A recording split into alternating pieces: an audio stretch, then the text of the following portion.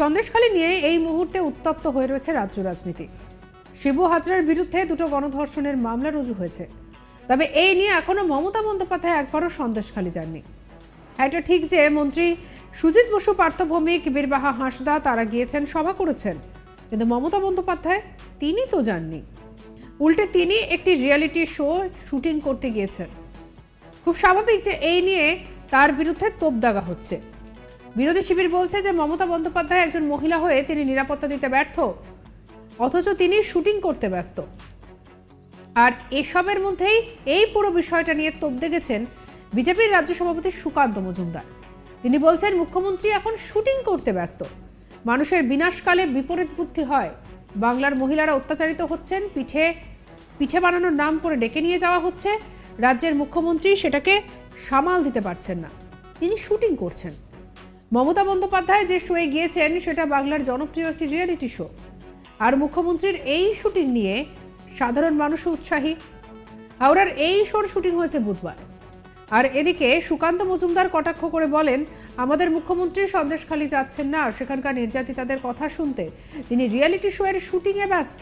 বিজেপির তরফ থেকে এই একই অভিযোগ এবং গেরুয়া শিবিরের অনেকেই এই অভিযোগ সামনে রেখেছেন। তবে এই সবকিছুর মধ্যে বিজেপির রাজ্য সভাপতি সুকান্ত মজুমদার কি বলছেন শুনব। নতুন কিছু নয়, আমরা তো ছোটবেলায় ইতিহাসে পড়েছিলাম নিরমলে একজন রোমান সম্রাট ছিলেন, যে যখন রোম জ্বলছিল তখন নাকি তিনি বেহালা বা এই টাইপের কিছু একটা বাজাচ্ছিলেন। এখন আমাদের মুখ্যমন্ত্রী বেহালা বাজাতে পারেন না, কবিতা হলে কবিতা লিখে দিতেন, সেটা শুটিং করতেন। মুখ্যমন্ত্রী এখন শুটিং করতে ব্যস্ত। মানুষের কখন হয় বিনাশকালে বিপরীত বুদ্ধি। বাংলার মহিলারা হচ্ছেন, বাংলার মহিলাদেরকে দিনের পর দিন এইভাবে পিঠে বানানোর নাম করে ডেকে নিয়ে যাওয়া, বিভিন্ন অজুহাতে ডেকে নিয়ে গিয়ে তাদের শ্লীলতাহানি থেকে শুরু করে পর্যন্ত করা হয়েছে। সেই রাজ্যের মুখ্যমন্ত্রী সেটাকে সামাল দিতে পারছেন না, তিনি শুটিং করছেন। তিনি সন্দেশখালী নিয়েও তোপ দেখেছেন। তিনি প্রশ্ন তুলেছেন শিবুর গ্রেপ্তারি নিয়ে। তিনি বলছেন 164 ধারা জারি করে আপনারাই শিবুকে গ্রেপ্তার করিয়েছেন, আপনারাই ছবি পোস্ট করেছেন। সুকান্তবাবু অভিযোগ করার পর আবার সেটা ডিলিট হয়েছে। কিভাবে পুলিশ প্রশাসন এই কাজ করতে পারে সেটা নিয়ে প্রশ্ন তুলেছেন বিজেপির রাজ্য সভাপতি। কি বলছেন শুনবো।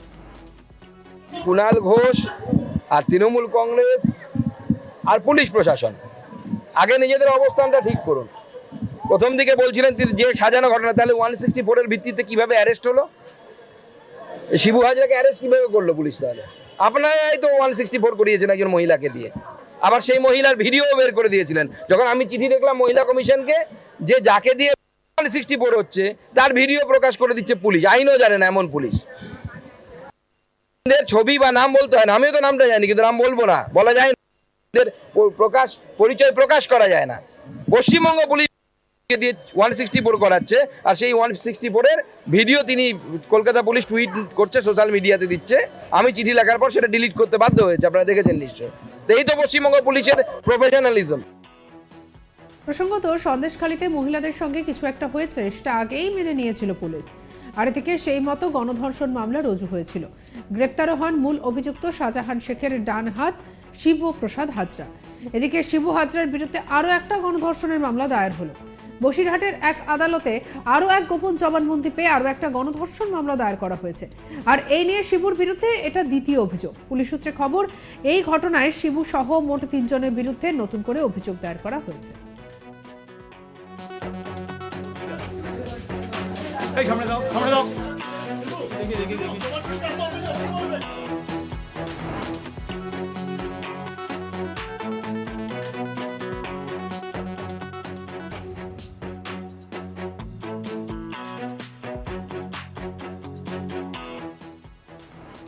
তবে বর্তমানে যখন সন্দেশখালী নিয়ে উত্তপ্ত একেবারে বঙ্গ রাজনীতি, তখন শিবু হাজরার বিরুদ্ধে যখন দুটো ধর্ষণের মামলার অভিযোগ, তখন এই সব কিছুর মধ্যে মমতা বন্দ্যোপাধ্যায় সন্দেশখালীতে একবারও যাননি।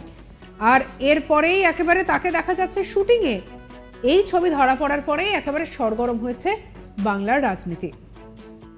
সুজিত বসু, পার্থ ভৌমিক, বীরবাহা হাঁসদা তারা গিয়েছেন, সন্দেশখালীতে সভা করেছেন, কিন্তু মমতা বন্দ্যোপাধ্যায় যাননি কেন? উল্টে তিনি রিয়েলিটি শোতে যাচ্ছেন, শুটিং করছেন।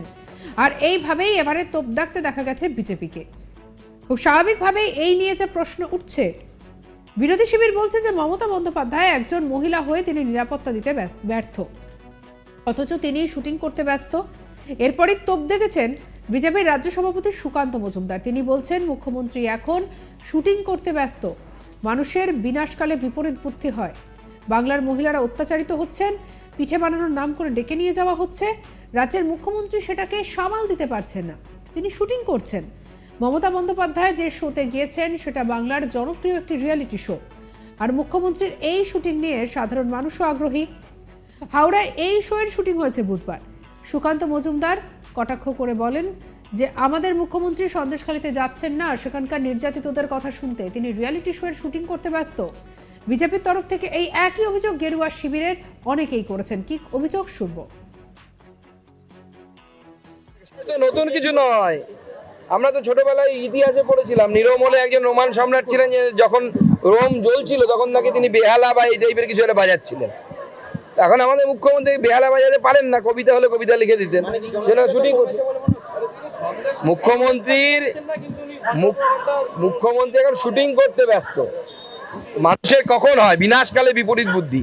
বাংলার মহিলারা হচ্ছেন, বাংলার মহিলাদেরকে দিনের পর দিন এইভাবে পিঠে বানানোর নাম করে ডেকে নিয়ে যাওয়া, বিভিন্ন অজুহাতে ডেকে নিয়ে গিয়ে তাদের শ্লীলতাহানি থেকে শুরু করে পর্যন্ত করা হয়েছে। সেই রাজ্যের মুখ্যমন্ত্রী সেটাকে সামাল দিতে পারছেন না, তিনি শুটিং করছেন। তিনি সন্দেশখালী নিয়েও তোপ দেখেছেন। তিনি প্রশ্ন তুলেছেন শিবুর গ্রেপ্তারি নিয়ে। তিনি বলছেন 164 ধারা জারি করা, আপনারাই শিবুকে গ্রেপ্তার করিয়েছেন, আপনারাই ছবি পোস্ট করেছেন। সুকান্তবাবু অভিযোগ করার পরে সেটা ডিলিট হয়ে গিয়েছে। কি বলেছেন শুনুন। কুণাল ঘোষ আর তৃণমূল কংগ্রেস আর পুলিশ প্রশাসন আগে নিজেদের অবস্থানটা ঠিক করুন।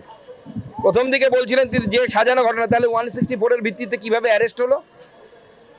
শিবু হাজরাকে অ্যারেস্ট কিভাবে করলো পুলিশ? তাহলে আপনারাই তো 164 করিয়েছেন একজন মহিলাকে দিয়ে।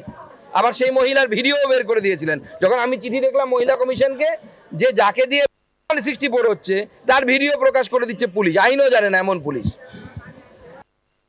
ছবি বা নাম বলতে হয় না, আমিও তো নামটা জানি কিন্তু নাম বলবো না, বলা যায় না, পরিচয় প্রকাশ করা যায় না।